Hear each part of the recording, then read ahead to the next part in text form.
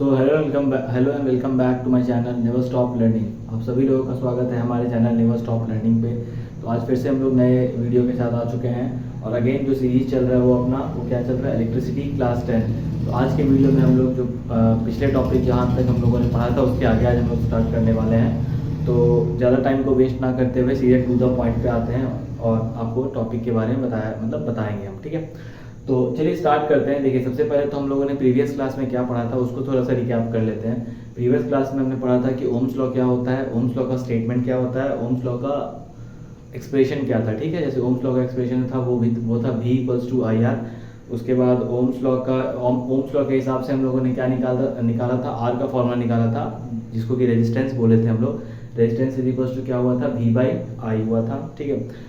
अब उसके बाद फिर रेजिस्टेंस क्या होता है उसके बारे में हम लोगों ने जाना था। तो रेजिस्टेंस क्या होता है, तो रेजिस्टेंस जो होता है ना वो एक्चुअली क्या है कि the physical property of a circuit, या फिर ऐसे समझ सकते हैं, resistance is the property due to which it obstructs the flow of current in a conductor. मतलब रेजिस्टेंस जो है ना एक प्रॉपर्टी है मटेरियल की जो क्या करता है, करंट को फ्लो करने में रोकता है, अपोज करता है, ठीक है। तो ये था रेजिस्टेंस। अब रेजिस्टेंस का ऐसा यूनिट क्या था, तो ओम था रेजिस्टेंस का ऐसा यूनिट। अब हम लोग जो पढ़ने वाले हैं, जो आज के वीडियो में हम लोग पढ़ने वाले हैं वो पढ़ने वाले हैं कि किस किस फैक्टर पे रेजिस्टेंस काम करता है, मतलब किस किस फैक्टर पे रेजिस्टेंस डिपेंड करता है। और उसके बाद फिर नया चीज़ आएगा जो आप देख रहे हैं यहाँ पे लिखा हुआ है रेजिस्टिविटी। तो रेजिस्टिविटी क्या होता है ये सब हम लोग जानेंगे। तो जो भी लोग चैनल पे वापस से आए हैं उनका बहुत बहुत धन्यवाद, जो वीडियो देख रहे हैं उनका भी बहुत बहुत धन्यवाद। और आप चैनल को सब्सक्राइब करिए, लाइक करिए, शेयर करिए और कमेंट जरूर करिए। कमेंट आप लोग का जो होता है वो बहुत ही ज़्यादा हमारे लिए, मतलब क्या बोले, बूस्ट की तरह काम करता है वो। तो आप सुनने भी हैं, boost is the secret of my energy, वही वाला चीज़। तो खैर, your comment is the secret of my energy, तो उसी तरह से आप समझ लीजिए। चलिए तो स्टार्ट करते हैं अब रेजिस्टिविटी। तो रेजिस्टिविटी से पहले हम लोग पढ़ेंगे factors on which resistance of a conductor depends. Factors on which resistance of a conductor depend। तो देखिए, सबसे पहले तो रेजिस्टेंस जो होता है वो लेंथ के डायरेक्टली प्रोपोर्शनल होता है और रेजिस्टेंस जो होता है वो inversely proportional to area of the cross section होता है। और रेजिस्टेंस जो होता है वो डिपेंड करता है नेचर ऑफ द मटेरियल पे।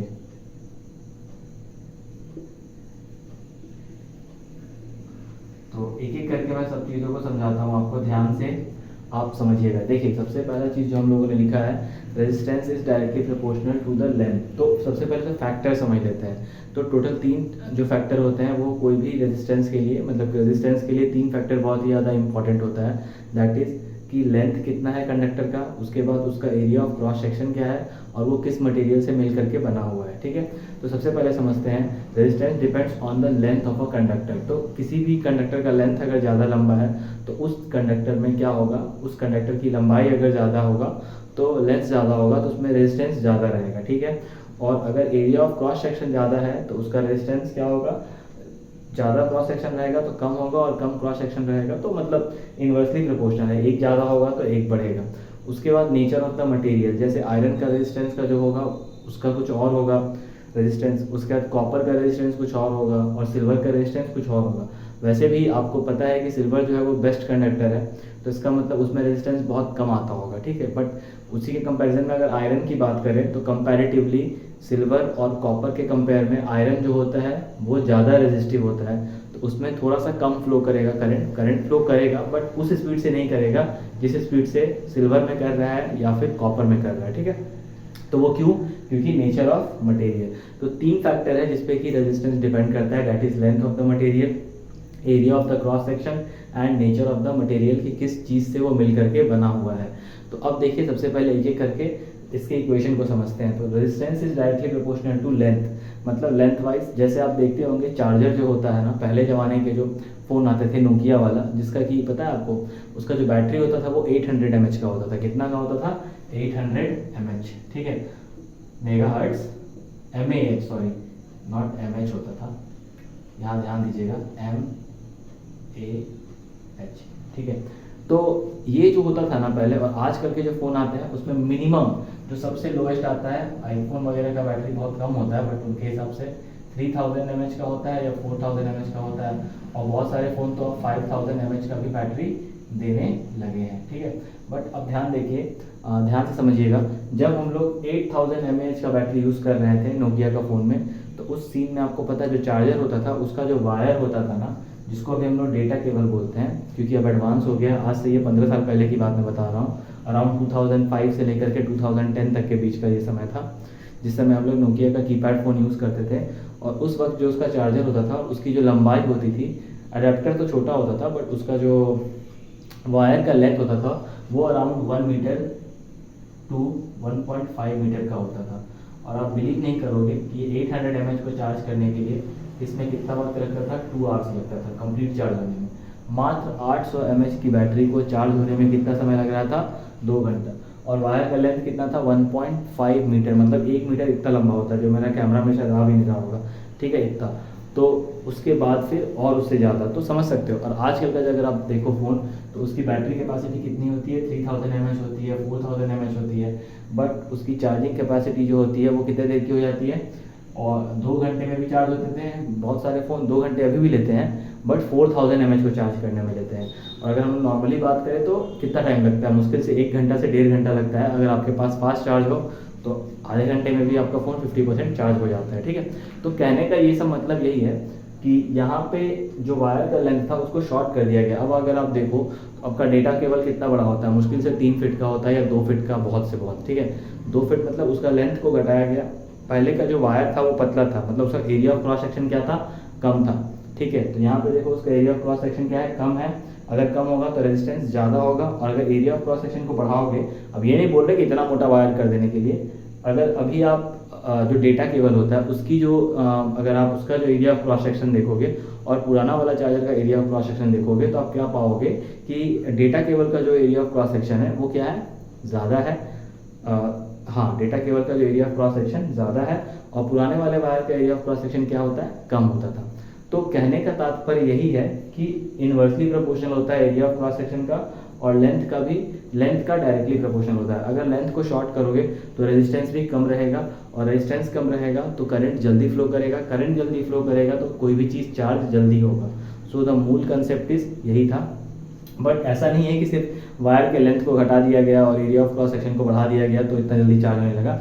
अंदर की टेक्नोलॉजी में भी बहुत सारे चेंजेस आए। पहले पॉलीमर, पहले का जो सेमीकंडक्टर था वो दूसरा कुछ था, अभी जो है वो लिथियम आयन बैटरीज होती हैं। तो बहुत सारा चेंजेस आया गया है। बट वन मेजर चेंजेस जो है इलेक्ट्रिसिटी के हिसाब से अगर देखने जाएँ तो लेंथ ऑफ द वायर को भी बहुत ही ज़्यादा शॉर्ट किया है। अब तो आप देखते होंगे कि जो आईफोन वगैरह का चार्जर आता है वो वायरलेस चार्जर होता है, वो उसके ऊपर डायरेक्ट रख दो, वो सेंसर से चार्ज हो जाता है। तो खैर ये तो खैर तरक्की हुआ। अब हम लोग आते हैं जहाँ हम लोग पढ़ रहे थे, तो पढ़ क्या रहे थे कि resistance is directly proportional to length of the wire, resistance is inversely proportional to area of the cross section.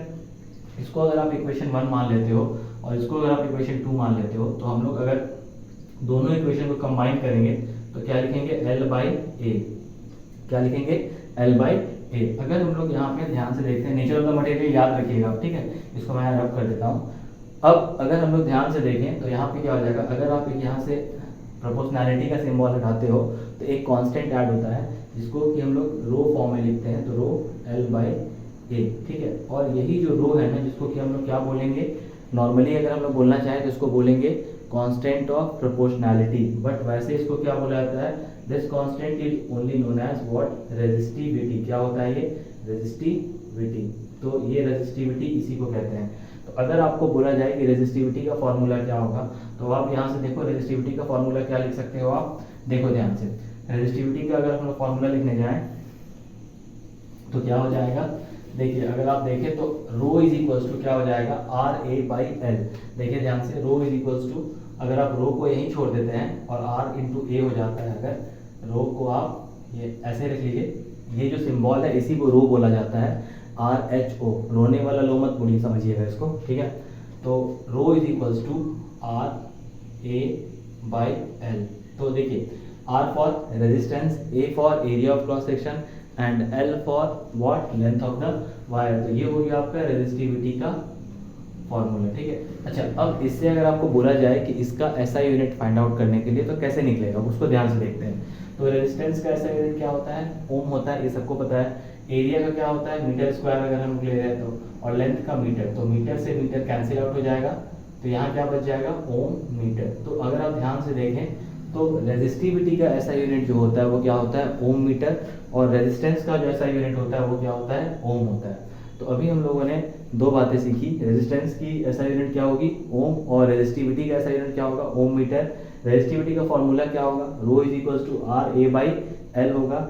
Resistance किस किस फैक्टर पे डिपेंड करता है, तीन फैक्टर पे डिपेंड करता है, क्या क्या, length of the wire, area of the cross section and nature of the material. अब हम लोग क्या करते हैं रेजिस्टिविटी को सेंटेंस के फॉर्म में फ्रेम करके लिख देते हैं। तब तक आप देखिए कि कैसे हम लोग उसको डिफाइन कर सकते हैं, उसको समझते हैं।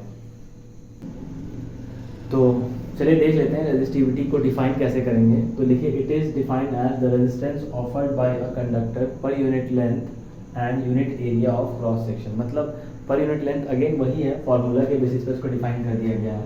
रेजिस्टिविटी बराबर हम लोग क्या पढ़े थे आर ए बाई एल, है ना। पर यूनिट लेंथ ये हो गया और into area of cross section हो गया, जो कि रेजिस्टेंस किसी भी कंडक्टर में जो ऑफर होता है पर यूनिट लेंथ में, और area of cross section unit area of cross section. मतलब इस सब का मतलब यही है, आप समझ लो ध्यान से कि रेजिस्टेंस अगर मान लो 1 ओम है, एरिया अगर मान लो 1 मीटर स्क्वायर है, और लेंथ अगर 1 मीटर है, तो कहने का मतलब जो है ये कितना आ जाएगा रेजिस्टिविटी 1 ओम मीटर हो जाएगा। क्या हो जाएगा 1 ओम मीटर, ठीक है। तो इसी को हम लोग रेजिस्टिविटी कहते हैं, या फिर इसको अलग भाषा में एक और नाम है इसका, that is specific resistance. Specific resistance भी इसको कहा जाता है। तो रेजिस्टिविटी अब किस चीज़ पे डिपेंड करता है, तो रेजिस्टिविटी दो चीज़ पे डिपेंड करता है, जनरली दो चीज़ पे डिपेंड करता है। सबसे पहला again nature of the material. देखो रेजिस्टेंस भी नेचर ऑफ द मटेरियल पे डिपेंड करेगा, तो रेजिस्टिविटी ऑब्वियसली करेगा ही। तो resistivity depends on the nature of the material. और दूसरा क्या है, it is directly proportional to change in temperature. अगर मान लो टेम्परेचर ज़्यादा बढ़ाएंगे तो रेजिस्टिविटी भी बढ़ेगा, टेम्परेचर ज़्यादा घटाएंगे तो रेजिस्टिविटी घटेगा। मतलब बहुत ज़्यादा फ्लक्चुएशन होगा तो रेजिस्टिविटी बढ़ेगा या घटेगा, ठीक है। अब कोई भी गुड कंडक्टर है, तो अब जैसे रेजिस्टिविटी है ना, सेम एज दो वर्ड है, दो वर्ड बहुत इंपॉर्टेंट है आपको समझने के लिए। एक रेजिस्टिविटी होता है, ठीक है, और एक होता है कंडक्टिविटी। क्या होता है कंडक्टिविटी। तो ये दोनों एक दूसरे के अपोजिट वर्ड्स हैं। अगर आप समझिए ध्यान से, तो किसी भी गुड कंडक्टर का, या फिर आप बेस्ट कंडक्टर अगर आप सिल्वर को मानते हो, तो सिल्वर की रेजिस्टिविटी कम होगी और कंडक्टिविटी ज़्यादा होगी। वेयर आज हम लोग सूखी लकड़ी की बात करें, अगर जो वुड होता है, जो ड्राई वुड होता है, उसका अगर बात करें तो उसमें रेजिस्टिविटी बहुत ज़्यादा होगा और कंडक्टिविटी बिल्कुल नहीं के बराबर होगा, ठीक है। कंडक्टिविटी को हम लोग सीमेंस पर मीटर में मेजर करते हैं, पर मीटर नहीं सीमेंस मीटर में शायद करते हैं, अगर हमको याद नहीं है सीमेंस में ही शायद करते हैं। रेजिस्टिविटी को तो मैंने आपको बता दिया है कि ओम मीटर में मेजर करते हैं, ठीक है। तो ये था आपका रेजिस्टिविटी का। हाँ, एक और रिलेशन आप चाहो तो देख सकते हो। देखो रिलेशन ये है कि हम लोग थोड़ा सा इसको वॉल्यूम के टर्म्स में भी रिलेट करके देख लेते हैं। तो सबसे पहले आप अगर देखे थे तो R इज इक्वल टू क्या आया था, R is equal to rho L by A. अगर मान लो अब कि वॉल्यूम, अब मान लो कि सॉलिड जो है वो तो कोई भी कंडक्टर हो सकता है ना, वायर हो सकता है, वायर क्या है मतलब आपका सॉलिड फॉर्म है, सॉलिड फॉर्म मतलब सिलेंड्रिकल फॉर्म है, तो उसका एरिया से बेटर है उसका वॉल्यूम के हिसाब से अगर हम लोग जाएँ तब क्या होगा। तो देखो हम लोग को पता है कि वॉल्यूम बराबर क्या होता है, अगर आपको फार्मूला पता होगा तो एरिया इंटू एक साइड का लेंथ, है ना। अगर एरिया में आप एक लेंथ का मल्टीप्लिकेशन करते हो तो आपको क्या देता है, वॉल्यूम देता है। तो उस हिसाब से अगर हम लोग चाहें तो R is equals to rho L, और यहाँ हम लोग एरिया में क्या करेंगे, एक लेंथ का मल्टीप्लाई कर देंगे, ठीक है। अब ध्यान से समझिएगा। अच्छा, अब लेंथ का मल्टीप्लाई भाई तुम कर रहे हो तो यहाँ भी तो लेंथ का मल्टीप्लाई करना पड़ेगा ना, ठीक है। तो उस हिसाब से फिर हम लोग का क्या हो जाएगा बताओ। तो उस हिसाब से देखिए अगर, तो हम लोग क्या कर लेंगे यहाँ पे, तो देखिए यहाँ पे तो R हो गया is equal to rho L square हो जाएगा यहाँ पे, और यहाँ पे वॉल्यूम हो जाएगा, ठीक है। तो ये भी एक फॉर्मूला बनता है कि जब मान के चलो तुम्हारे पास एरिया नहीं दिया हुआ है, साइड ऑफ लेंथ दिया हुआ है, तो उस केस में आप ये फॉर्मूला भी रेजिस्टेंस का यूज़ कर सकते हो और इसके हिसाब से भी आगे प्रोसीड कर सकते हो। एक शॉर्ट टर्म में याद रखिएगा, एक क्वेश्चन भी आता है रेजिस्टिविटी पे। इस पे क्वेश्चन कैसे आता है वो समझ लो। एक क्वेश्चन हो सकता है आपके बोर्ड में कि वायर के लेंथ को जब हम लोग डबल करेंगे तो रेजिस्टिविटी पे क्या प्रभाव पड़ेगा, वो आप एक कर लीजिएगा, उसको हम करवाएंगे, उसका प्रूविंग है। वैसे मैं बता देता हूँ जनरल टर्म्स में कि अगर आप वायर के लेंथ को डबल करते हो तो रेजिस्टिविटी 4 गुना ज़्यादा बढ़ जाती है। कैसे होता है ये हम लोग जब न्यूमेरिकल स्टार्ट करेंगे तब करेंगे, बट आज के जो वीडियो हैं उसमें यहीं तक हम लोग थ्योरी करते हैं। तो अगेन आप ध्यान से देखिए पूरे वीडियो को, क्योंकि बहुत ज़्यादा बड़ा वीडियो मैं इसीलिए नहीं बना रहा हूँ ताकि आपको बहुत ज़्यादा हेक्टिक ना लगे। पार्ट वाइज पार्ट करके मैं बना रहा हूँ, और ये हम लोग का इस सीरीज़ में 5th वीडियो था। ये पहला वीडियो चार्ज का था, दूसरा इलेक्ट्रिक करंट का था, तीसरा इलेक्ट्रिक पोटेंशियल का था, चौथा ओम्स लॉ था, और आज 5वां वीडियो जो है वो किसके ऊपर है, रेजिस्टेंस एंड रेजिस्टिविटी के ऊपर है। ठीक है, तो इसको हम लोग यहीं पे ख़त्म करते हैं, और फिर इसके बाद अब जो आएगा वो न्यूमेरिकल पार्ट स्टार्ट होगा। बट उससे भी पहले एक और वीडियो बनेगा, that is for series and parallel combination. Series and parallel combination के लिए एक वीडियो मैं अलग से बनाऊंगा।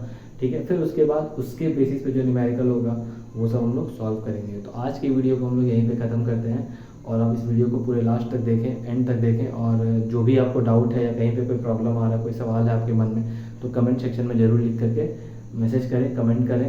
तो आई होप कि मैं आपके डाउट को क्लियर कर पाऊँ। सो ऑल द बेस्ट, और इस वीडियो को देखिए ध्यान से, और आप लोग सब सेफ रहिए। Have a good day, thank you.